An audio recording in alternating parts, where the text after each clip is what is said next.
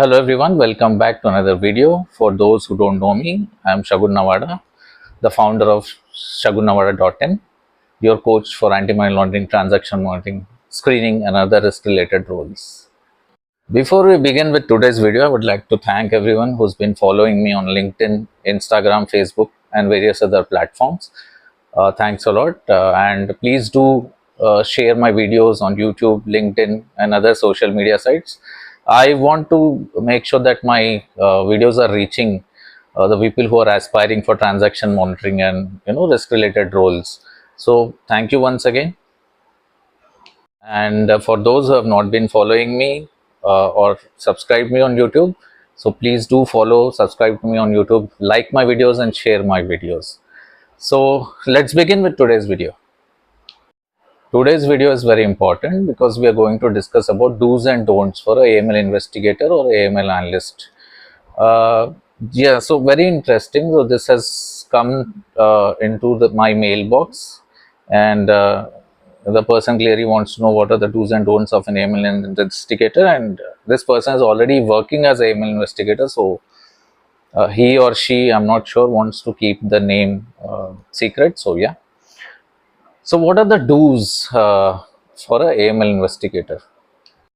Yes. So number one, as an AML investigator, you're supposed to follow your procedures every day, day on day, and on every case, right?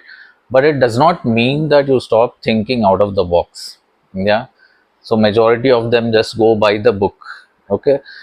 Investigator or an analyst need to understand that the procedure is built upon a logic. Okay, and that logic has been approved by the senior members of this in your bank, or the board members, or people who have had knowledge about all these things. But never in the procedures say that these are uh, the procedures, that's it. The procedures always say that these are the guidance, this is the guidance basically what we have, and the list is not exhaustive. So that is what your procedures state. So always think out of the box. If you think that something must be included in the procedures, then yeah, go ahead and speak to your subject matter expert or your management and say that this is something which I found out, which is really helpful and should be included in the procedures. At the same time, you need to keep in mind that everything cannot be included in the procedures. Okay, anything under the sun cannot be included. It should be a point which is very crucial and could really save a lot of time of the investigators, or which is crucial for the bank from a regulatory point of view. So you need to keep that in mind as well at the same time. Now the other thing the AML investigators or the analyst needs to understand, that they are responsible for each and every case they close, or each and every case they report. If you're stuck somewhere, no matter what, okay, you should always take a second opinion from a senior member in your team or the subject matter expert in your team. When I say second opinion, it should be just second opinion. It should not be third, fourth, fifth and sixth opinion. That is only going to confuse you as an investigator. Ultimately, end of the day, it is your case. You are supposed to take a decision. So do not overthink. The only thing you need to keep in mind, that if you are able to justify your decision properly with a proper summary, which is a true reflection of the investigation which you have done, then that's about it. Okay, you cannot fire a gun keeping it on some other shoulders, stating that because of so and so person I got influenced and I took a decision which he felt was right, or which many of them agreed that this should be your decision. No matter what, you need to justify your case. Again, dropping a case or closing a case or reporting a case, okay, each and every case you need to think that you're dropping the bank off if you're being careless. It is a very big responsibility, believe me. Your bank can lose its license, your top board members can be imprisoned for 5 years or fined, or both. So it's a very crucial thing which you're working on. Yeah, you need to understand that, and then you need to act accordingly. Before we move on to the next part of the video, again I wanted to remind you guys that I am hosting a 1-hour session on the coming Sunday, which is the 6th of April. So this session is going to be about what shagunnavada.in has got to offer you in terms of courses. What are you going to study in the basic courses? What are you going to study in the advanced courses? And what kind of training is provided to you. And believe me, training includes everything. Your theory part of it, your case studies part of it, your we do have ACAMS panelists and ICS certified panelists who will be a part of the journey with you. And again, we also have written test, and of course we do arrange mock interviews with the industry experts. So this all is covered in the training. You can also visit shagunnavada.in, the website. You can WhatsApp me or give me a call to clarify any queries if you have. So yeah, the registration fee for the session is rupees 199 only. The morning start is from 11, slot is from 11 a.m. to 12 p.m., whereas the evening slot is from 5 p.m. to 6 p.m.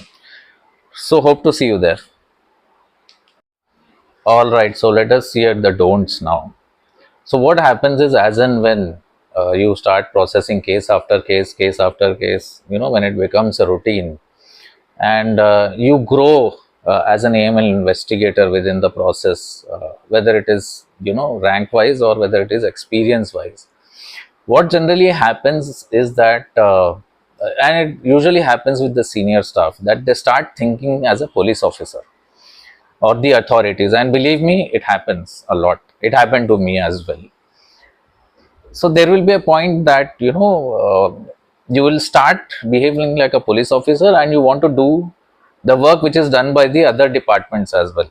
So what you will do is, if there's some kind of information missing, instead of raising a request to the branch that why can't you just, these are the things which I need to know, please could you call up the customer as a regular process and get this information for me. You just write an email and do that. Instead of that, the investigators, although the procedure states that if there is no previous case on the customer, if there's nothing suspicious in the past, the investigator still goes 6 years back or 7 years back, or does his Google searches, tries everything which is of no use.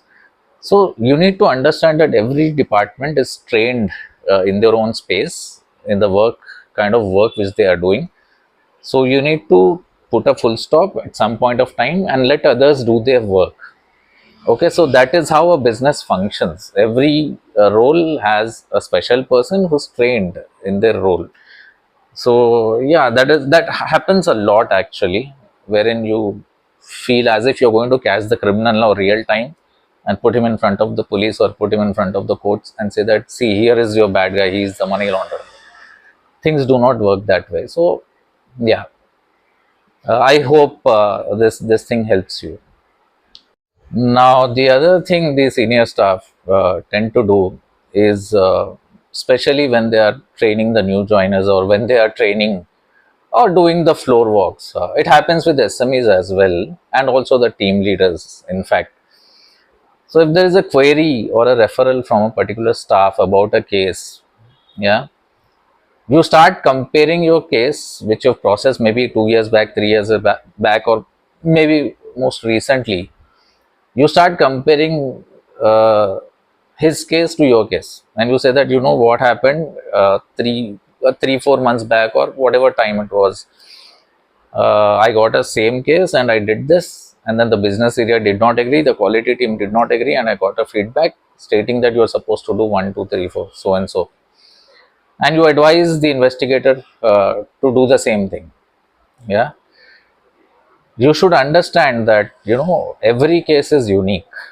Okay, you can advise the investigator, but at the same time give him the liberty, give him that freedom to take a decision. Okay, you have a lot of perspectives. Maybe his perspective is right, or maybe you're right, or maybe both are wrong, or maybe one is right or one is wrong. You never know, a number of possibilities. But as a senior staff, you need to give that liberty to the investigator and make him realize the responsibility, how big that responsibility of closing a case or reporting a case. So that is what I noticed, that you you compare your previous cases to a query which has been raised by an investigator on the floor. You should not do that. The reason you should not do that is it creates a kind of a fear in the investigator's mind that, okay, maybe he's experienced and whatever he's saying is correct. So that is the point where the investigator would stop thinking, okay, and he only feels that you are right, and he will not start using his brain, and he'll come back to you for every other case. So that is not a right culture, especially when you are in the AML and transaction monitoring field. So let me know in your comments, what do you think? I mean, this is what I've personally observed.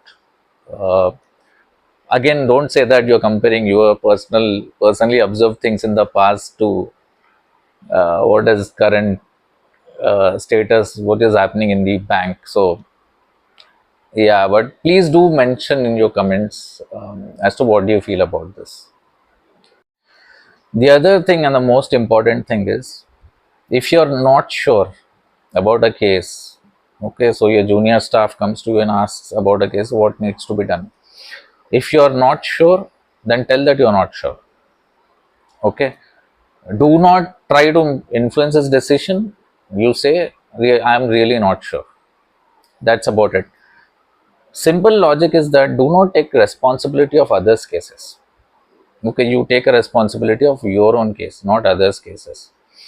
Until unless you are sure, yeah, even if you're sure, you just advise that this is what you're supposed to do and provide a logical reason behind it, and you can say, refer it back to the procedure. See, procedure states that, and this is the logic. So keep all the pieces of the puzzle together and then take a decision. You are trained to take a decision, right? So make that investigator realize that you have been trained. Okay, you're not just doing some kind of a data entry work.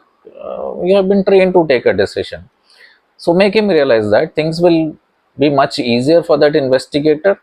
Yeah, and the culture which you will inculcate on the floor with the other investigators would be really helpful for them. So yeah, I think that's about it for today's video. Yeah, please do like, share, subscribe, and follow me on various platforms. Please share my videos. uh, and yes, about the workshop, again, just wanted to remind you. So that's it for today. Until next time, see you. Bye bye.